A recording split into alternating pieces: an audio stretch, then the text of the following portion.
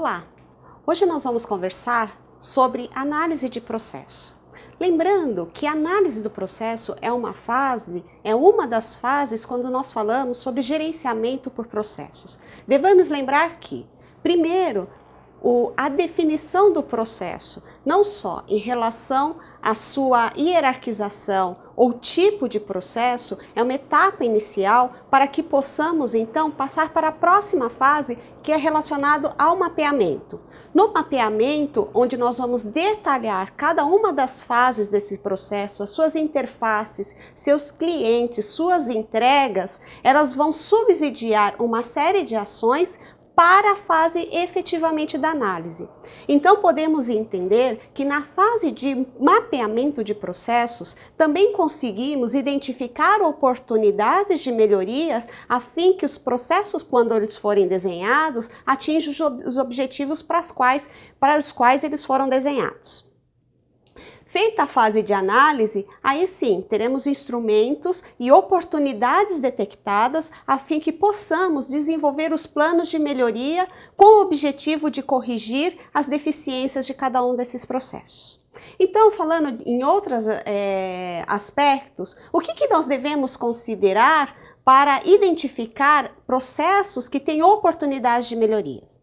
Primeira etapa, a existência de gargalos ou retrabalho. É fácil identificar atividades onde ou são muito dependentes de pessoas ou alguma das etapas segura o desenvolvimento habitual das atividades. São chamados gargalos. Então essas acabam influenciando o desempenho do processo como um todo. Então é importante identificar aonde existe o acúmulo de trabalho, aonde existe o acúmulo de atividades, para que esses gargalos, esses nós nos processos sejam melhorados e ações sejam implementadas. Segunda etapa, falta de aderência a procedimentos. É comum a existência de atividades que têm procedimentos documentados, no entanto, os personagens, os colaboradores não seguem. E como gestor da qualidade, como gestor do processo, como gestor de uma organização, é importante entender o motivo pelo qual as pessoas não aderiram ao procedimento. Será que o problema está única e exclusivamente na pessoa ou nas pessoas que não querem aderir ao procedimento, ou o problema está no próprio procedimento? O desenho do processo por meio de um fluxograma ou até mesmo o CIPOC é um bom instrumento para que a gente possa documentar as atividades tal forma ela esteja aderente às necessidades de quem a executa. Então, a falta de aderência, as pessoas quando acabam encontrando alternativas para desenvolver uma atividade que são alternativas diferentes daquele modelo que foi desenhado, pode ocasionar num resultado que não esteja aderente aos objetivos e metas da organização. Dessa forma, elas precisam ser identificadas e trabalhadas. Terceiro ponto são os altos custos relacionados a falhas. E quando eu falo alto custo, a gente tem um termo na área da qualidade, onde a gente fala que são os custos da qualidade, onde eles relacionam os custos internos, os custos externos, custos de avaliação e prevenção. Entre os custos internos e externos, podemos entender que são aquelas falhas que ocorrem dentro da casa, dentro da organização, que elas são retrabalhadas, no entanto, o erro ocorreu. E se o erro ocorreu, há oportunidade de corrigirmos esses problemas, porque esses problemas eles encarecem o processo como um todo. Então é o desperdício de tempo, de pessoas e desperdício de dinheiro. As falhas, quando são externas, elas atingiram o cliente. E daí o dano pode ser muito maior, porque pode envolver a questão até mesmo da imagem da organização. Então, custos decorrentes a processos cíveis, criminais, custos decorrentes à reexecução de procedimentos ou procedimentos adicionais que não foram planejados, também fazem com que a gente acabe desperdiçando esse dinheiro ou tendo oportunidades de redução de custos, e às vezes as oportunidades elas podem ser identificadas através de uma análise bem executada de um processo. Então é importante entender que quando há a ocorrência de vários problemas relacionados à mesma atividade, problemas identificados tanto dentro como fora da organização, podem ser indícios de processos a serem trabalhados. Então, vale a pena investigar o que está acontecendo e implementar ações que possam corrigir esse tipo de problema. Queixas de clientes. E daí, quando falamos de gerenciamento por processos, nós não podemos esquecer que existe não só o cliente final, que é aquela razão de ser da organização, mas internamente a organização, nós também estamos numa relação de cliente-fornecedor. Então, as queixas dos clientes internos também são valiosas oportunidades de melhoria para a correção de problemas. E quinto e último item são os parâmetros, então, fora dos limites de especificação, né? Entendemos que todo processo ele tem requisitos que são declarados pelo cliente, portanto eles devem ser cumpridos. Um exemplo, resultado de exame em determinado tempo, né? Esse tempo muitas das vezes é o cliente que fornece. Eu preciso desse resultado em 24 horas, em 48 horas, em uma semana, né? Ou então requisitos determinados pela própria organização. Nós temos uma atividade que deve ser executada em até tanto tempo. Ou nós temos uma atividade que deve ser executada respeitando esses parâmetros que muitas das vezes estão baseados nos programas de acreditação e certificação. Então, para a análise do processo, é importante identificar aquelas atividades que não estão atingindo ou os objetivos ou as metas estabelecidas pela organização. Para tanto, é fundamental a existência de parâmetros que nos possam embasar e ajudar na tomada de decisão. Existem vários métodos quando falamos de análise de processo. Podemos lembrar das técnicas estatísticas, né? Existem métodos estatísticos, o famoso controle estatístico do processo, que nos ajuda a identificar e a entender qual a capacidade de atendimento dos nossos processos frente aos parâmetros e requisitos estabelecidos. Temos também o mapa de fluxo de valor. E quando a gente fala de valor, não podemos esquecer que existem os valores que são importantes para o cliente e existem valores que são importantes para a organização. Nem sempre os valores da organização são os mesmos que os valores dos clientes e vice-versa. Portanto, temos que lançar mão de técnicas que nos possam fazer enxergar cada um desses grupos e entender onde estão as oportunidades, não só relacionada à otimização do processo, como também na eliminação de desperdícios e gargalos. A questão do atendimento aos requisitos, esses requisitos estão muito relacionados ao cliente e ao negócio, também é um bom método de entendimento quanto à eficácia desse processo. Um processo que é incapaz de atender um requisito do cliente ou da organização é um processo doente, portanto, ele precisa ser analisado e corrigido. Temos também, acho que o método mais utilizado no dia a dia de todos os gestores para análise de processo, que é o uso do indicador, né? A própria palavra gestão, ela significa medir, né? Quem não mede, não gerencia. Portanto, o emprego de indicadores é fundamental não só para a organização, para a gestão de uma organização, mas principalmente para a gestão do processo. Por quê? Os indicadores nada mais são do que parâmetros que nos auxiliam, nos ajudam a identificar qual a qualidade do processo, quanto esse processo é capaz de atingir aos resultados para quais eles foram planejados. E nesse conceito, um ponto importante que é muito utilizado também no mercado é o conceito dos KPIs, ou seja, Key Performance Indicators, que são indicadores que estão relacionados aos fatores críticos de cada um dos processos e, portanto, a sua medição é vital. Vou dar um exemplo. Um paciente, quando entra numa unidade de pronto atendimento, Podemos identificar várias fases desse atendimento, ou seja, várias etapas desse processo de atendimento, que são fatores críticos. No meu entendimento, a primeira triagem, onde a gente vai identificar qual é a gravidade, qual é a queixa desse cliente, ela é fundamental para que o atendimento e assistência ela ocorra de acordo com essa gravidade, com essa queixa, com essa doença. Portanto, a medição da qualidade da triagem, do tempo da triagem, torna-se um fator crítico de sucesso. Portanto, esse indicador, ele é um KPI, ele é um indicador-chave de performance. Assim como o exemplo do pronto atendimento, podemos identificar vários outros indicadores que estão relacionados a pontos críticos do processo.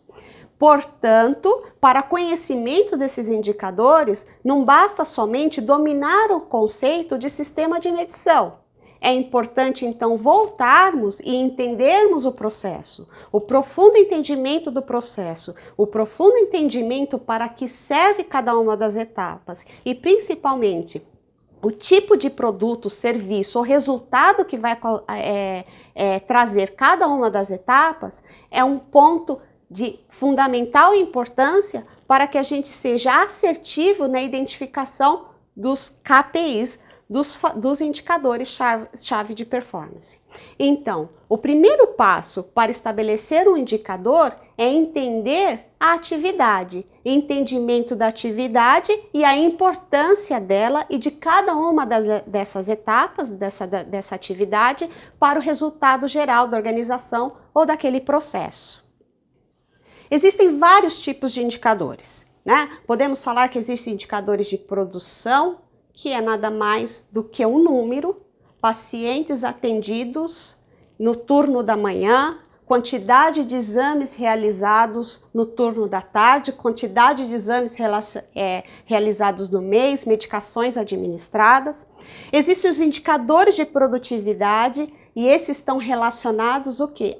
A parte da capacidade não só do processo, mas como das pessoas que operam esse processo. Então a gente pode exemplificar quantidade de atendimentos por profissional, né? Esse é um indicador muito utilizado nos ambulatórios, onde a gente quer saber, dada uma certa demanda, e essa demanda direcionada pela capacidade de agenda, quantos pacientes, quantos atendimentos cada um dos profissionais conseguem fazer. Existem os indicadores da qualidade, né? E esses estão muito relacionados, sempre estão relacionados, corrigindo, às saídas do processo, porque os indicadores de qualidade, eles estão diretamente relacionados aos requisitos do cliente. Ou seja, um paciente que entra, ele vai fazer uma cirurgia, ele tem uma série de requisitos relacionados à organização para que a cirurgia seja de sucesso, ela alcance o resultado para qual ela foi planejada, mas também tem aqueles requisitos determinados pelo próprio cliente. Poxa, eu quero me recuperar, eu quero ficar o menor tempo possível dentro da organização, eu quero ter uma qualidade de vida assim que eu sair, eu quero ter o meu problema sanado. Né? Então, os indicadores da qualidade, eles vão medir as saídas dos processos, os requisitos dos processos. Os indicadores financeiros talvez sejam mais fáceis, né, de estabelecermos, porque estão independente da natureza da organização, da complexidade da organização, toda precisa de dinheiro para investir, dinheiro para ampliar, dinheiro para atender, e talvez esse seja o grupo mais fácil, onde a gente pode exemplificar, como aqui eu trouxe, receita, né? A receita real versus a receita orçada, custos relacionados a medicamentos, custos relacionados a processo, retorno financeiro, etc. E mais recentemente, e entendam quando eu falo recentemente, eu não estou falando na linha do tempo, mas eu estou falando do emprego de indicadores nos serviços de saúde, podemos ver os indicadores relacionados a desempenho. Muitos chamam de outcomes. Por quê? Esses indicadores, eles estão diretamente relacionados a negócio, a resultado do negócio. Por exemplo, número de pacientes com alta dentro do tempo previsto. né? Hoje muito se preocupa e todas as empresas da área da saúde estão bastante preocupadas em relação ao fluxo do paciente, ou seja, fazer com que a instituição rode, os pacientes fiquem o tempo necessário para o seu atendimento, para que a assistência ocorra, com uma previsibilidade de alta. Então, é um indicador de desempenho, por exemplo, os pacientes que saem de alta dentro do tempo que foi previsto, dentro do plano que foi estabelecido. Agora, por que é importante, então, entendermos a natureza e os tipos dos indicadores? Porque vamos utilizar cada um dos tipos de acordo com as necessidades do processo.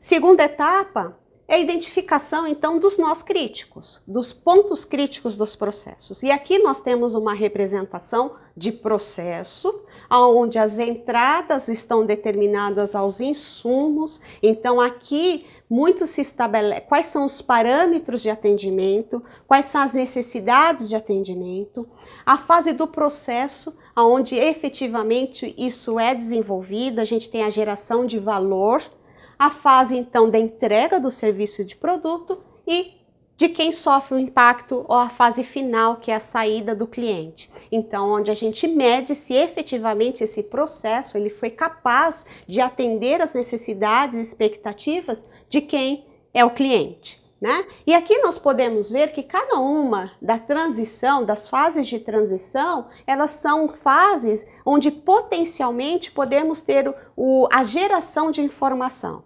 Então, cada organização deve entender quais são esses pontos e em quais dessas fases que geralmente a gente tem medição faz sentido existir o indicador de acordo com a sua realidade.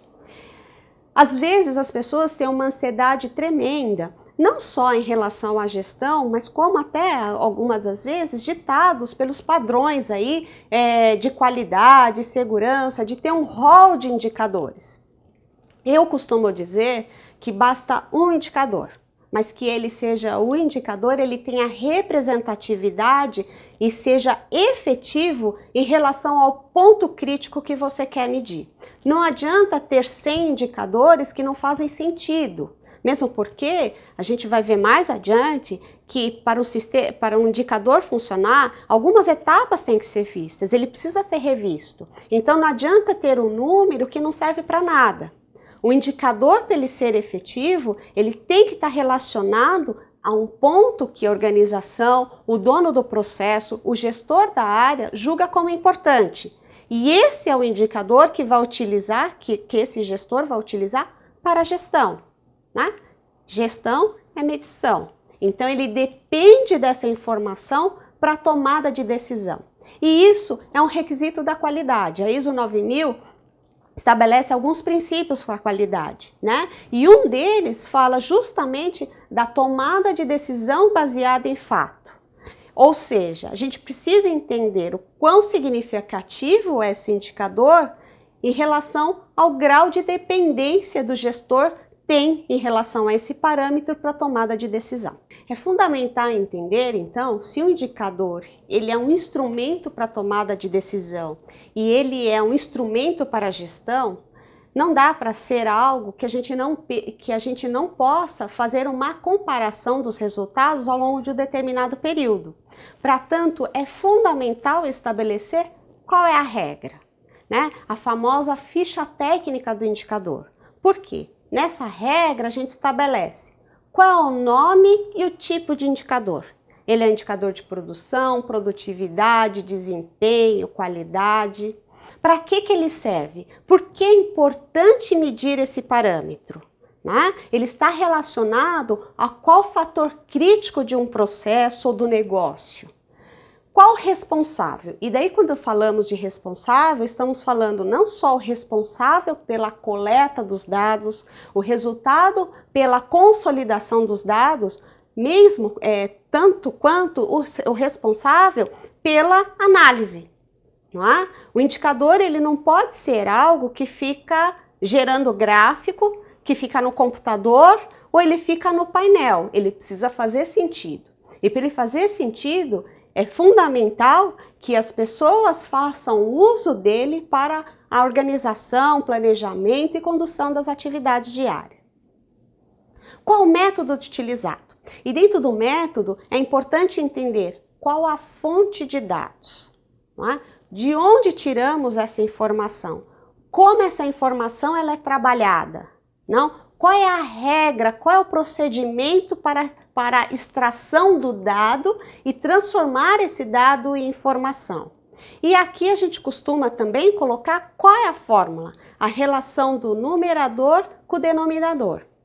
Eu chamo a atenção para essa etapa porque, embora simples, ela às vezes é a que causa maior tipo de problema com a comparatibilidade das informações e fazer benchmarking, ou seja, a gente comparar o nosso indicador com outros. Indicadores cuja forma de extração ela pode ser diferente, mas a fórmula ela precisa ser igual para que a gente possa comparar os resultados tanto dentro como fora da organização. E às vezes há uma grande confusão ainda no mercado, o que é numerador, denominador, o que é índice, proporção e razão, que são conceitos importantes para que a gente chegue a um número e esse número possa representar algo. No estabelecimento da fórmula do indicador, é importante também entender que a gente precisa comparar proporções iguais. Então, numerador e denominador, eles têm que ser um universo e a amostra desse universo. A gente não pode comparar cebola com batata. Então, se a gente está falando de queda, por exemplo, que é um indicador bastante utilizado hoje no mercado, o que a gente tem que entender? Dos pacientes totais da instituição, quantos caíram? Não. Porque no grupo de pacientes, no total de pacientes da organização, estão aqueles que têm um risco maior de queda e aqueles que têm um risco menor de queda. Então é importante entender o quê? Qual é o universo que eu preciso estudar? Se eu quero estudar se o meu programa de prevenção de queda ele é eficaz, então a gente precisa entender daquele grupo de pacientes cujo risco é maior, quantos efetivamente caíram ou melhor, não caíram. Né? Porque o sucesso está atrelado ao quê? À eficácia do programa. Então não posso medir aqueles que caem. A gente tem que medir o quão eficaz o programa de prevenção de queda foi. Então a gente tem que medir aqueles que não caíram. Né? Outro exemplo. Quantas cirurgias foram feitas e quantas foram contaminadas? Opa, o potencial de contaminação em cirurgia é o mesmo? Não. Então a gente precisa entender e segmentar o indicador para aquele universo corretamente. Assim a gente não mistura batata com cebola. A gente mede exatamente o que se pretende. Esta é uma fase importante. E essa é uma fase que eu recomendo, e na minha experiência, a gente costuma perder entre aspas, um pouquinho mais de tempo. Na realidade, a gente investe tempo a fim que haja o entendimento de todos, não só de quem extrai a informação, mas principalmente de quem fará uso dessa informação, para que a gente esteja medindo exatamente o que se pretende. Qual é a fonte da informação e a amostra, se for o caso? E lembre-se, sempre que trabalharmos em amostra, ela precisa ter uma representatividade estatística. A frequência, quantas vezes essa informação será extraída e quantas vezes essas informações, qual a frequência de análise dessa informação. Às vezes há uma tendência, e isso no mercado como um todo, que indicador tem que ser olhado todo mês, toda semana, todo dia. Não. Dependendo da informação, é estabelecer a periodicidade de coleta, análise e divulgação.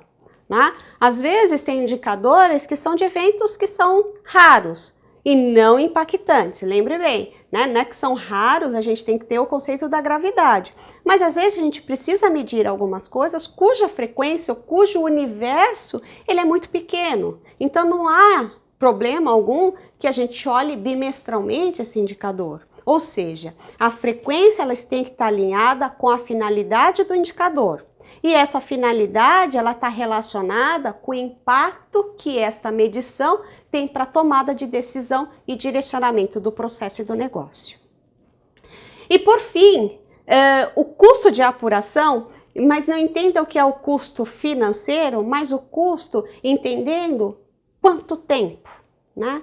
Há também, às vezes, a gente se depara com organizações que demoram um mês para extrair o dado, um mês para consolidar, e no terceiro mês é que a gente vai ter uma informação.